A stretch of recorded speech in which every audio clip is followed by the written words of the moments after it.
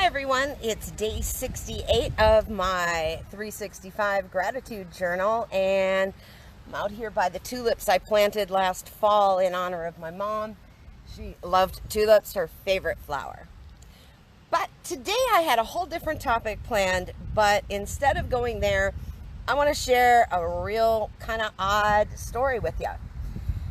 Okay, so I was working a house party last night, and it was going great, going well, and at the end of the night there was a woman who had quite a bit to drink and changed her mind and decided that she did want a reading. Now, because she was heavily under the influence, I at first said, no, I don't think this is the time. I'll read for her on the house at no charge by phone or Skype, after the party. And she was really insistent, and the hostess of the party was okay and said, okay, she can come in.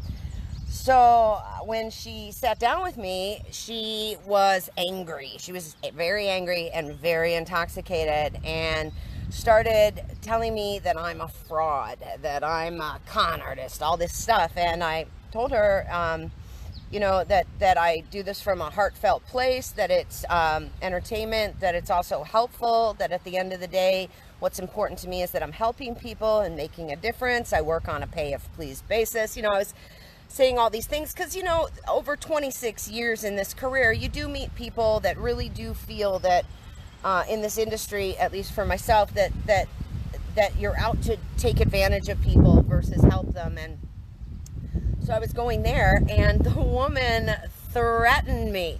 She was so angry, and she was leaning into my table, and she threatened to kick me in my ass. She threatened to kick me in my CUN, and that she was going to have at me. And I told her, I was like, I'm not reading for you. I started to put my cards away, and she got really pissed off and really bothered. And in my head, at first, I'm thinking, whoa, it's about to go down up in here, and I'm no longer a psychic. I am a woman who's strong, and I'm not fixing to be threatened nor cornered in a damn bedroom by anybody. I don't care who they are. Get out of my face, lady.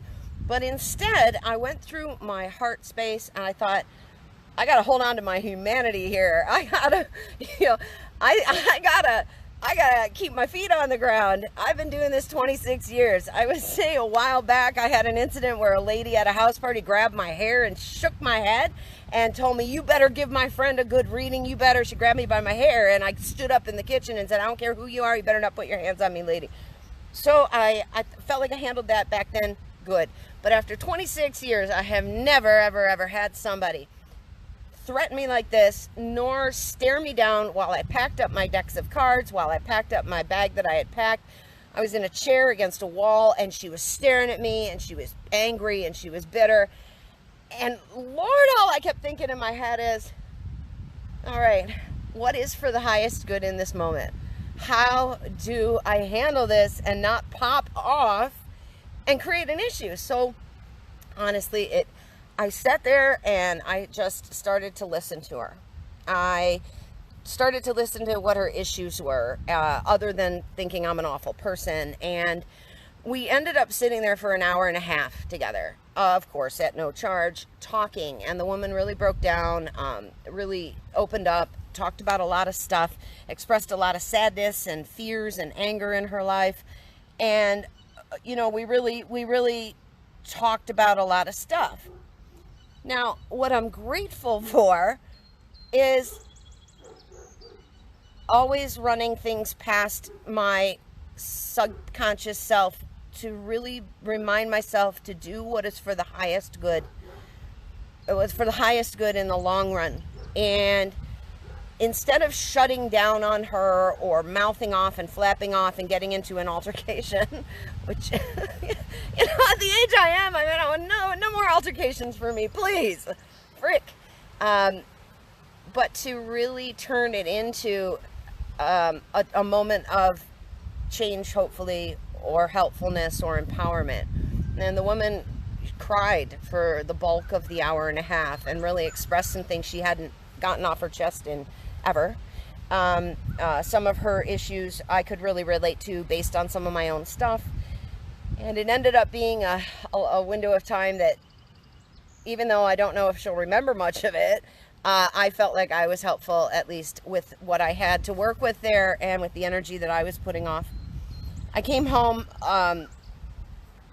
bothered to a point where I woke up this morning bothered and thought, you know, to take this one step further, I'm going to turn this into empowerment and turn it into my gratitude journal today. I'm proud of myself. I'm proud that I didn't react like maybe I would have 20 years ago or even 15 years ago. Oh, Lord, I'm just so proud of myself. I'm proud that I kept my feet on the ground and kept thinking, for the highest good, what is best right here? How do I help this person? And how do I get out of this situation?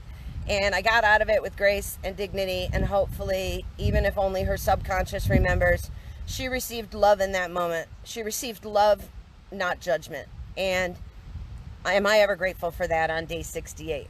So have a fantastic Memorial Day, everybody. I hope that it's beautiful for all of you and that you're enjoying being home in your space, not having to work. And for those who are out there working, here's to you. I hope that you're having a good day, that you're full of love, that you also are proud that you're working when everybody else has a day off, and that you're doing right by your community and out there. So have a good day, everybody. Thanks for listening. This was a weird one. Definitely not what I had planned. And I'm going to work another house party today, but I know this one's going to be great. And I'm not going to get cornered by anybody. I love you too, Virginia. Thanks for being here. Have a good day. I know you're on vacation, and I'm loving looking at those pictures. Bye, everybody.